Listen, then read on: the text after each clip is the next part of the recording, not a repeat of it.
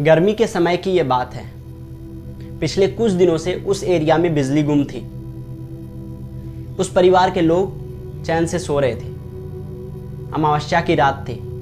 रात बहुत अंधेरी थी। गर्मी बहुत पड़ रही थी। हालांकि उनके घर में इन्वर्टर था, इस वजह से वे इन्वर्टर से पंखा चला करके सोए हुए थे कि एकाएक आधी रात को उनका इन्वर्टर डिस्चार्ज हो गया। गर्मी की वजह से उनके घर में जो भाई और बहनें थी वो उठ गए और धीरे धीरे सब लोग भी उठने लग गए बेचैनी की वजह से। गर्मी बहुत पड़ रही थी। उस परिवार में 3 बहन थी और उनके 2 भाई थे। गर्मी बहुत अधिक होने की वजह से उन्होंने डिसाइड किया कि छत पर चला जाए। उसमें से उसकी सबसे छोटी बहन पहले आगे बढ़ी। उसके पीछे उसकी एक और बहन जो उससे बड़ी थी वो आगे बढ़ी। सबसे छोटी वाली बहन सबसे पहले ऊपर छत पर जा करके खड़ी थी। उसको रात बहुत भयानक लग रहा था क्योंकि रात बहुत अंधेरा था। कहीं दूर दूर तक लाइट नहीं था सिवाय उस गली के लाइट का, जो कि कहीं दूर से जल रहा था, दिख रहा था। तो अचानक से उसका ध्यान उसी के बिल्डिंग के, मतलब कि उसके घर के सामने एक बिल्डिंग थी जो कि खंडहर थी, उस पर गया। उस खंडहर के ऊपर एक बड़ा सा पेड़ उग गया था क्योंकि वो बिल्डिंग बहुत पुरानी थी। वो गौर से उस बिल्डिंग को देख रही थी। गौर से देखते देखते उसे कुछ दिखा।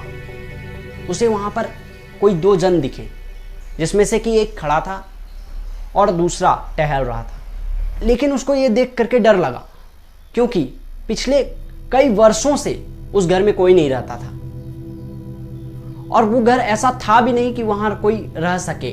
वह घर रहने लायक नहीं था। ये सोच करके उसकी हवा टाइट हो गई और उसने इस घटना को अपनी सिस्टर को दिखाया जो कि पीछे से आ रही थी। जब उन दोनों ने ये देखा तो उन दोनों को विश्वास हो गया कि वहां जरूर कोई है और वो भूत है। वो दोनों डर गई। उस अंधेरी रात में वो डर गई। डर के वजह से पसीना उनके अंदर से आने लग गया।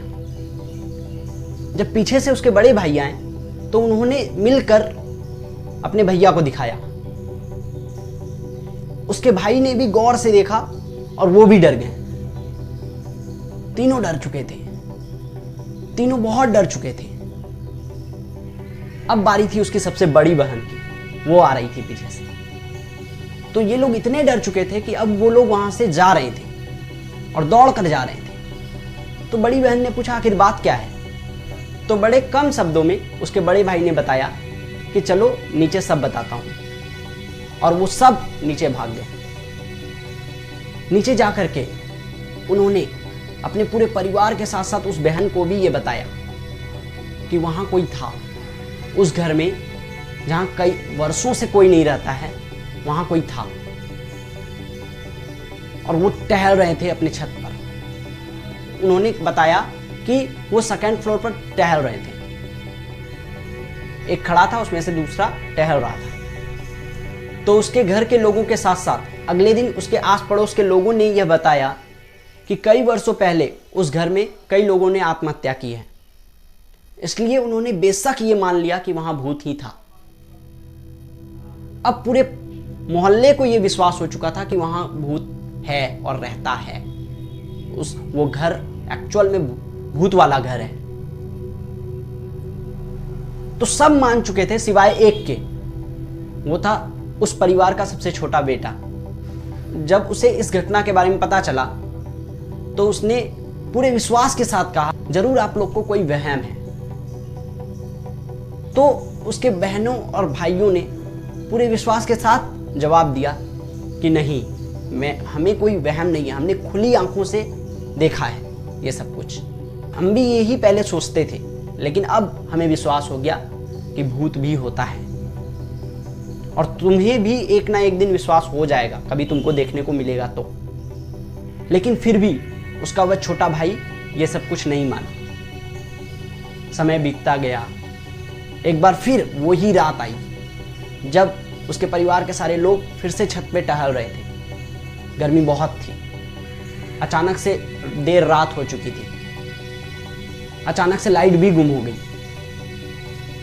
फिर से उसी बहन को, जो उसकी छोटी वाली बहन थी, उसको वहां पर कुछ दिखा और सेम टू सेम वही चीज दिखा। आज उसका वो भाई भी मौजूद था वहां पर, जिसने ये मानने से इनकार कर दिया था। तो उसने पूरे विश्वास के साथ उसे भी दिखाया, तुम देखो यहां पर कोई है। तो 1 मिनट के लिए वो भाई गौर से देखता रहा। अचानक से वो डांस करने लग गया और अपनी उंगली को उधर उस खंडहर की तरफ इशारा करते हुए कुछ दिखाना चाहा। उन लोगों ने तुरंत उस इशारे को देखते हुए उस खंडहर की तरफ ध्यान दिया, तो वहां देखा कि उसी लड़के के जैसा वे भूत भी डांस कर रहे थे। सेम टू सेम वही स्टेप वो भी फॉलो कर रहे थे। ये क्या हो रहा था? उस भाई ने पीछे मुड़कर देखा तो दूर कहीं से स्ट्रीट लाइट की रोशनी आ रही थी और उसके छत के रेलिंग से आधा टकराते हुए आधा जाकर के उस खंडहर के बिल्डिंग पर जाकर के परछाई बना रही थी, जो ऐसा लग रहा था कि वहां एक छत है, क्योंकि वो एज का वहां शार्प परछाई बन रही थी। रात बहुत काली थी, इस वजह से परछाई भी बहुत शार्प थी। और वो लड़का और उसके बगल में जो उसकी बहन थी, उसके पीछे से भी वही रोशनी गुजर करके उसकी भी शार्प परछाई वहां पर बना रही थी, जहां ऐसा लग रहा था कि 2 लोग खड़े हैं, 2 भूत खड़े हैं और बिल्कुल बहुत काली। इस वजह से वो और भी भयानक लग रहे थे। उस भाई ने फिर टॉर्च ऑन करके दिखाया उधर, तो वहां दिखा कि पेड़ है एक, और उसी पेड़ में ये सब कुछ दिख रहा था, ये परछाई बन रहा था। तो आश्चर्य से उस बहन ने कहा, उस दिन तो यहाँ पर 2nd फ्लोर दिख रहा था और अभी भी मुझे ये 2nd फ्लोर ही लग रहा था, यहाँ पर पेड़ है।